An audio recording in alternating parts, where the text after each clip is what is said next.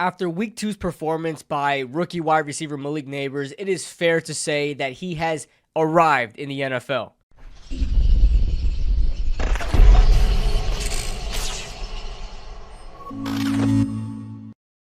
This video is being sponsored by BetUS. Make sure you guys take advantage of this amazing offer of 150% bonus up to $2,000 on your first 3 deposits. That's right, 150% bonus. With the NFL season finally here, you can take advantage of this offer using promo code YouTube150 on BetUS. Thank you to BetUS for sponsoring this video. Now back to it. What is going on, guys? What's going on, 27 Squad? Welcome back into another video. If it looks like I'm in heaven right now, it's because I'm recording in the daytime, so I'm not able to shut out the sun because it is directly on my window. And as much as I try to cover it up, it doesn't work fully. But we're not going to talk about that. We're going to talk about Malik Nabers, and we're going to go through every single catch that he has made. He was targeted a total of 18 times, which is one of the most times a rookie has been targeted in NFL history, joining Puka, Nacua,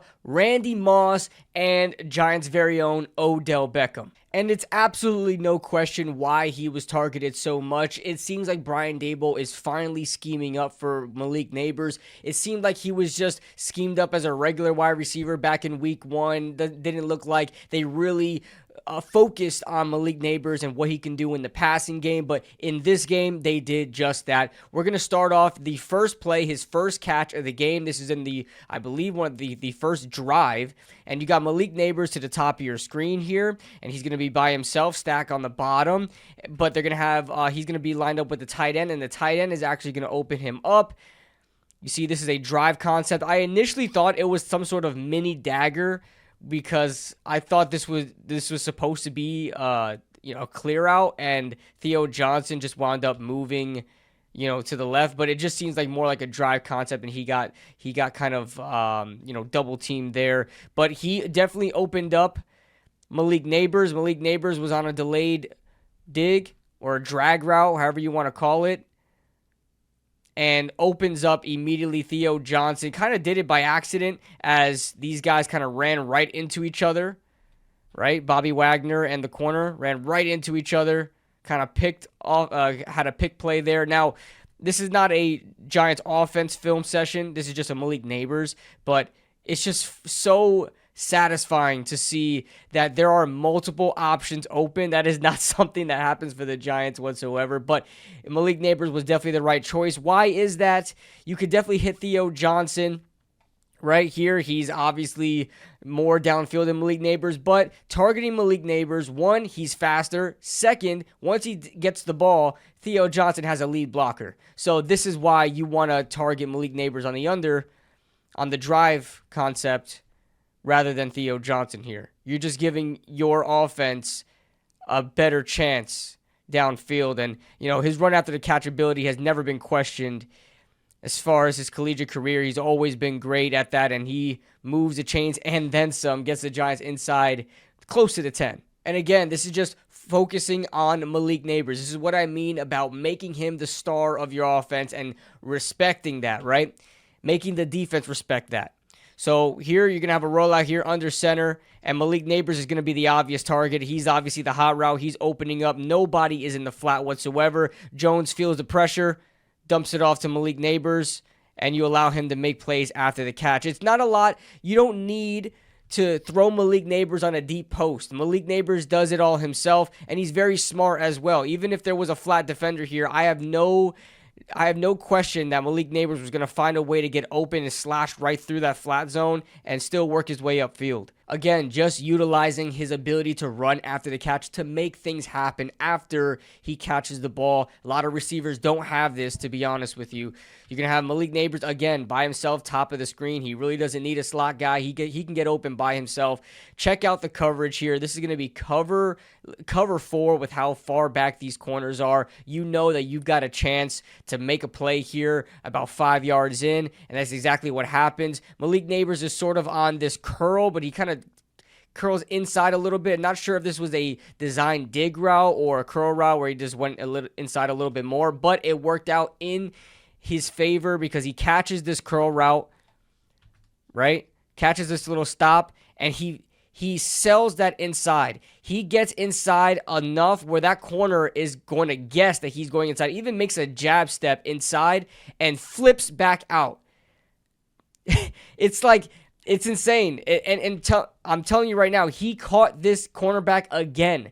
This happened again, I think consecutively. And it really shows the confidence that the Giants have in Malik Nabers already as a rookie in his second game in, because there's 29 seconds left to go in the game. They are at the 35-yard line, and they call again another quick little curl or mini dig or whatever you want to call this here.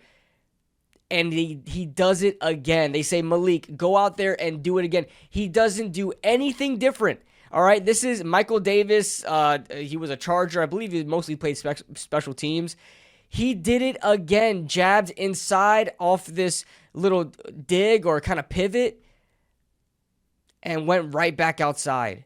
I mean, and this is, again, 30 seconds left to go in the half. You're not calling an out of bounds play. You're saying, Malik Nabers, I have trust with this type of cushion that you're going to do your thing, get out of bounds and move upfield and get us some yards. This is not something you see common with every other wide receiver. Now, it's at this point where I really question, why aren't the Commanders' defense focusing on Malik Nabers and giving him that respect? He's already been targeted about the amount of times that any other wide receiver will be targeted in an entire game in this half. So you have bunch to the left. Malik Nabers is going to be the left receiver all the way to the far left. Wan'Dale Robinson and Darius Slayton are also here, and this is going to be a trail concept. Now, the player that is supposed to be targeted here on the trail concept usually is Wan'Dale Robinson, because he's going to have that delayed little kind of Texas route, right? And Malik Nabers is kind of going to set the trail. Wan'Dale Robinson is supposed to be the guy to get the catch after it, because Malik Nabers, honestly, is supposed to be the guy that drags a defender with him. Nobody goes with Malik Nabers. Nobody. This linebacker or this safety, Jeremy Chin down here, who kind of picks up off of this out route here, which doesn't make any sense because his responsibility is this deep middle here. I don't know where Jeremy Chin was wanting to defend here, but didn't recognize Malik Nabers, flew right past him, and this was just a blown-in coverage. And Malik Nabers is not even supposed to be the guy targeted here. It's supposed to be Wan'Dale Robinson off this trail concept, and it's wide open for Malik Nabers in the end zone. And he didn't need to do much. He just needed to run his route, do his thing, and look at all the, I guess, burgundy and gold in the end zone. And as a Giants fan, for those of you guys that aren't Giants fans watching this video, this is just so refreshing to see. Malik Nabers, top of your screen, deep curl, and he gets so much separation. It's just not often that we get this.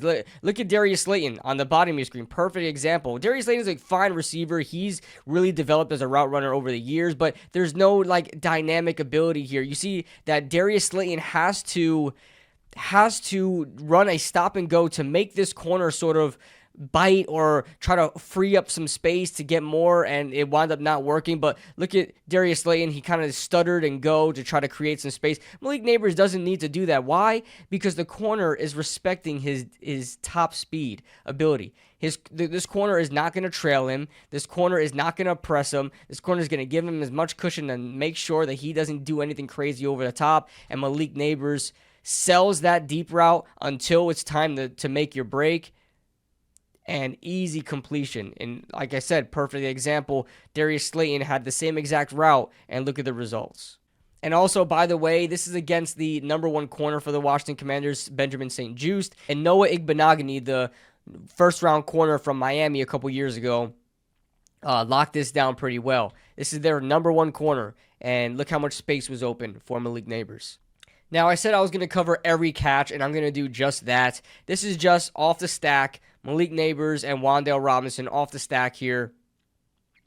And just going to run a sort of like a smash concept, right? You're going to run your curl off a corner and try to free up some space. You're usually trying to set up this corner route, but, you know, why not just take the short little underneath route to Malik Nabers? This is nothing crazy, but I will say that I think the Commanders were scared to run man versus Malik Nabers. You're just not going to win more often than not. They run zone anyway, but the fact that they were not able to find an answer from Malik Nabers, I don't know if it was just them being scared that other things were going to open up, but they just kind of let Malik Nabers do his thing. Like, they really just left him alone in this game, and they paid for it. This is exactly why I think they were afraid to put man coverage on Malik Nabers. You're looking at cover 1 right here. So that means you have no safety help over the top.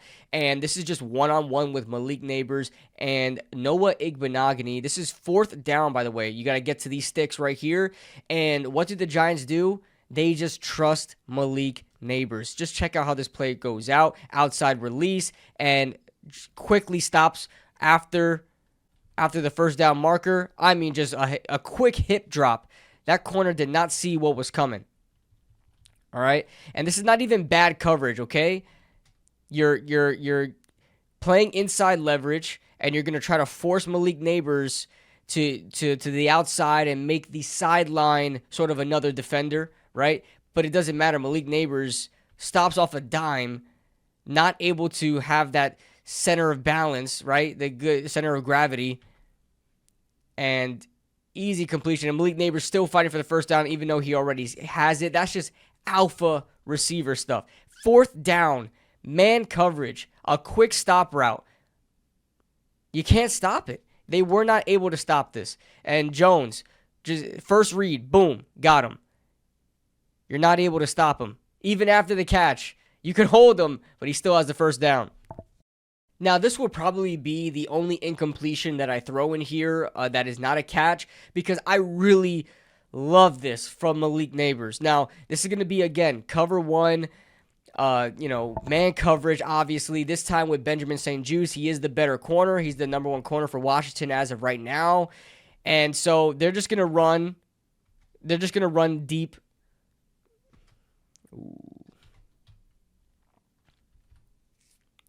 This will probably be the only time I'm going to cover a target that is not a completed pass, because I just love this from Malik Nabers. I love the alpha mentality that he has to always want the ball. He's been targeted plenty of times in this game. He still wants the ball. You're going to see that the Commanders are kind of showing a cover 1 look, but they quickly move on to a two-man high, and they run cover 2 man, okay? They're going to press. He's going to...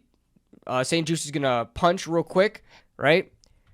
Punch, bail, inside leverage, try to push him to the outside. Malik Nabers still creates separation and is looking for that hole shot. He still wants this ball, even though the safety is about to lay him out, okay? But here's the thing. Daniel Jones just doesn't see this in time. I don't know if it was the sun. I don't know what it was. He just kind of took his time with it. This should already have been thrown. This is the whole shot that you're looking for in a cover 2, even if it's man. Right?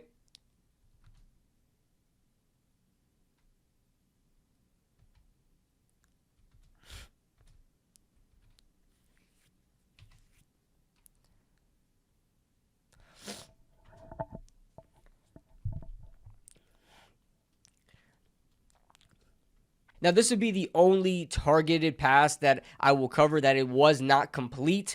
This is going to be what looks to be man coverage, right? This looks to be cover 1 man, but this winds up being cover 4, okay? So you're going to have both these corners bail, all right? Both these corners are going to bail, and it's going to create separation because now they have safeties over the top. They trust it more, right? And you're looking for this hole shot right here. Malik Nabers is on a 9 route or a fly route or a go route, whatever you like to call it. I just call it a 9. And Malik Nabers is going to create separation. He knows that he has an opportunity right between the 35 and 40. He knows he has that opportunity for that hole shot in that cover 4. Usually it's in cover 2, but you still have the opportunity here because the safety is just, the corners are just not bailing too far because they know they have safety help. And Jones just doesn't see it in time. It's a late throw, but I guarantee you if this is on time, if Jones throws this off the drop, this is going to be a completed ball to Malik Nabers. And the alpha mentality to know that you are about to take a hit and you still call for the ball. Like, he's calling for the ball when the safety is already on his way to him. If this was a completed ball, the whole crowd would have went insane. Probably even in Washington as well. But this is not even bad coverage, right? Juice gets a good punch, kind of gets Malik Nabers off his game a little bit. Malik Nabers still has a good release despite of that. And St. Juice kind of stutters a little bit. I think he's expecting a comeback right now because you see him stutter. We'll watch this in real time. You see him stutter. He's expecting almost like a comeback or a stop or Malik Nabers to just stop what he's doing. Malik Nabers keeps going. He creates more separation. This should have been thrown a while ago, and it's incomplete. But, I mean, this is what you want to see from Malik Nabers. Jones and the Giants offense do not throw it deep. They don't throw it past the first down marker, and they've been doing it a lot with Malik Nabers. At this point, the Commanders just don't know what to do. They have no answer for Malik Nabers. So what do the Giants do? They just start calling up plays that they ran previously that worked already, and it still had the same result. Remember that curl route? Remember that little pivot that they ran twice consecutive times? Well, they go back to that big play that Malik Nabers had for his first catch. This drive concept again, same formation, same exact thing. Nothing is different. On-man coverage still creates a little bit of a rub on this intersection here, and it frees up Malik Nabers just enough. And St. Juice takes a bad angle here. He gives the inside as he plays outside leverage, and this was just a bad call. I know he expected Malik Nabers to go up top, because Malik Nabers has been doing that for the majority of the game, just kind of clearing out, creating space, curl routes, things like that. He gave him the inside immediately, and just off the rip, this was going to work, off the rip. And Malik Nabers, again, running after the catch, exactly the same thing we saw first play of the game. And his last completion, he's got nobody on him. Nobody's on this man. He's in the slot right now. I'm circling him with my mouse. Nobody's on this man. Easy pickings. I mean, this is just to move up the Giants closer and closer to try to get to the end zone. But unfortunately, we're not going to talk about the fourth down catch because I don't want to doom and gloom on that. Malik Nabers had an excellent day. 10 receptions, 127 yards. Most targeted receiver as a rookie in NFL history, along with three other wide receivers. I mean, he's a star. He's a star. I'm excited to see where the rest of his career goes, but 127 yards. Have a day, Malik Nabers. And that's all I got for you guys today. If you guys enjoyed this video, make sure you guys hit that like button, and thank you to BetUS for sponsoring this video, and we will see you guys next time.